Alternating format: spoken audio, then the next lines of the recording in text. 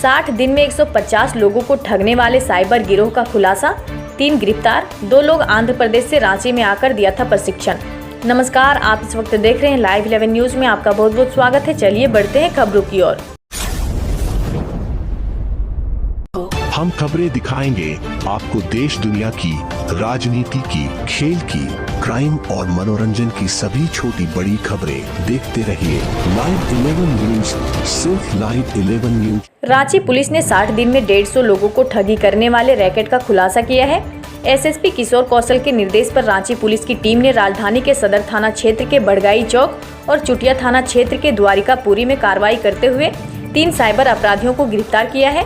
गिरफ्तार साइबर अपराधियों में करण कुमार, चंदन कुमार और सुदामा कुमार शामिल हैं। इनके पास से कुल 12 मोबाइल, 484 लिफाफे में रखा नापतोल कॉम का फर्जी पंपलेट, 6 एटीएम कार्ड समेत अन्य सामान बरामद किया गया है। एसएसपी किशोर कौशल को गुप्त सूचना मिली थी कि साइबर ठगी संबंधित एक बड़ा रैकेट ग्रुप रांची में सक्रिय होकर बड़े पैमाने पर साइबर ठगी के अपराध की घटना को अंजाम दे रहा है।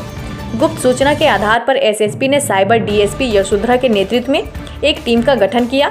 गठित टीम ने त्वरित कार्रवाई करते हुए सदर थाना क्षेत्र के बड़गाई चौक एवं चुटिया थाना क्षेत्र के द्वारिकापुरी से कुल 3 साइबर अपराधियों को गिरफ्तार किया।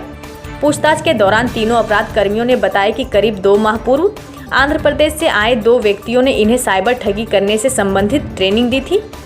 आइए सुनते हैं इस संबंध में किशोर कौशल एसएसपी रांची ने क्या कहा।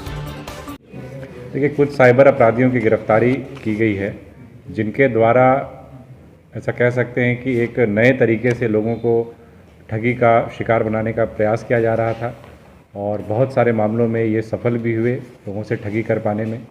और न केवल राज्य के बल्कि राज्य के बाहर के भी कई लोगों को ठग पाने में, कई लोगों की राशि एक तरीके से अपने खाते में ट्रांसफ़र करा पाने में ये कामयाब हुए थे। बेसिकली इनके अगर हम मोडस ऑपरेंडी की बात करें, इनके तरीके की बात करें, तो इनके द्वारा विभिन्न जो शॉपिंग ऑनलाइन वेबसाइट्स हैं उनके डेटाबेस, उनके कस्टमर्स के डेटाबेस को किसी प्रकार से इन्हें प्राप्त किया गया इनके द्वारा, और उन कस्टमर्स को इनके द्वारा मैसेजेस भेजे जाते थे और साथ ही साथ कुरियर भी भेजा जाता था, जिसमें कि पैम्पलेट और एक स्क्रैच कार्ड होता था। पैम्पलेट में क्यूआर कोड भी होता था और साथ में स्क्रैच कार्ड में स्क्रैच करने पर जो उनके द्वारा जीती हुई राशि है वो अंकित होती थी। क्यूआर कोड में भी सेम चीज़ रिफ्लेक्ट होता था।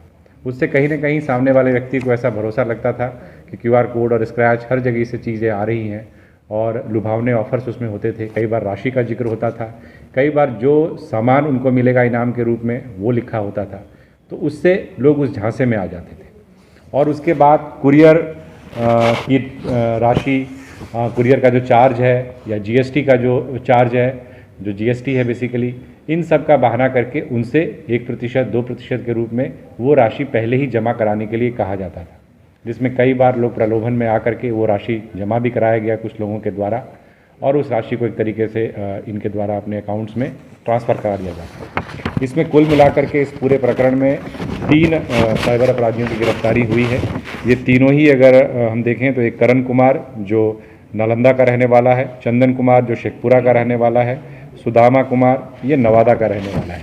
इनके पास से कुल 12 मोबाइल फ़ोन, 484 फर्जी पैम्पलेट्स एवं लकी ड्रॉ कूपन्स, इसके अलावा 6 एटीएम कार्ड और 16 फेक सिम कार्ड्स बरामद हुए हैं।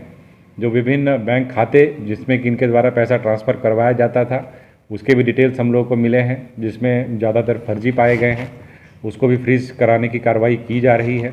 इसके अलावा अगर हम बात करें तो इसमें जो इन लोगों ने बताया है अभी तक कि तकरीबन 2000 से अधिक लोगों का डेटाबेस इनके पास कस्टमर्स का मौजूद था, जिसको लगातार ये लोग कॉल कर करके उनको फंसाने की कोशिश कर रहे थे, जिसमें तकरीबन 150 लोगों को, जैसे ऐसा इनका कहना है कि इन्होंने साइबर ठगी का शिकार बनाया है। हमारी टीम ने कई लोगों से संपर्क करने की कोशिश की, उसमें अभी तक 13 लोगों ने कंफर्म किया है कि वो किसी न किसी रूप में साइबर ठगी का शिकार हो चुके हैं, जिनसे लगभग 2 लाख रुपए की ठगी की बात अभी तक प्रकाश में आई है। लेकिन ये राशि कहीं और बड़ी हो सकती है, कहीं ज़्यादा लोग इनकी ठगी के शिकार हो सकते हैं, जिसके अनुसंधान किया जा रहा है, जिसकी तफ्तीश की जा रही है। और साथ ही साथ यह भी है कि इनके द्वारा यह भी बताया गया है कि 2 माह पूर्व एक अन्य राज्य से, आंध्र प्रदेश से आए व्यक्ति ने इन्हें एक प्रकार से इस चीज़ का प्रशिक्षण दिया था, क्योंकि ये थोड़ा सा अगर हम देखें तो बड़ा ही चैनलाइज तरीके से और एक विश्वसनीयता देने के लिए QR कोड वगैरह भी दिया जा रहा है। तो एक प्रकार से बहुत पुख्ता तरीके से लोगों को विश्वास में लेने का एक प्रयास किया गया है। तो इसमें 2 माह पूर्व इनका बताना है कि 2 लोग आकर के इनकी ट्रेनिंग इस तरीके से दी गई इसमें कि किस प्रकार से इसको किया जा सकता है, जिसके आधार पर इन लोगों ने इसको करना शुरू किया। इसमें कुछ और भी अपराध कर्मियों का नाम आया है जिसका सत्यापन किया जा रहा है और उनकी गिरफ्तारी के लिए भी छापामारी की है।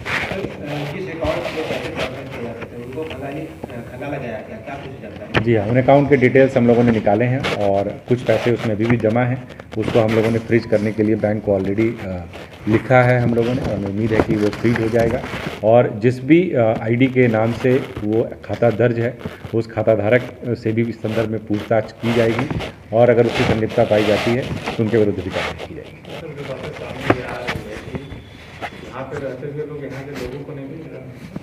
हाँ, ये एक इंटरेस्टिंग जो बात आपने कही है कि अभी तक जिन लोगों को हमने संपर्क किया है उसमें ज़्यादातर बाहर के राज्यों के हैं। तो इनसे पूछताछ के दौरान भी यह बात उभर करके सामने आई है कि ये लोग यहाँ के लोगों को अभी तक टारगेट नहीं कर रहे थे, और इसका कारण यही था कि अगर यहाँ के लोगों को टारगेट करते तो यहाँ की पुलिस के द्वारा इन तक पहुँच पाना आसान हो पाता। यही कारण है कि ये लोग बाहर के राज्य के लोगों को कहीं ना कहीं शिकार बनाने की कोशिश कर रहे थे, उनसे ठगी का प्रयास कर रहे थे। दूसरी बात की अगर हम बात करें कि पुलिस कैसे उन तक पहुंची, तो कुछ हमें इस प्रकार की मानवीय सूचना प्राप्त हुई थी, जिस मानवीय सूचना के आधार पर हम लोगों ने वर्कआउट किया।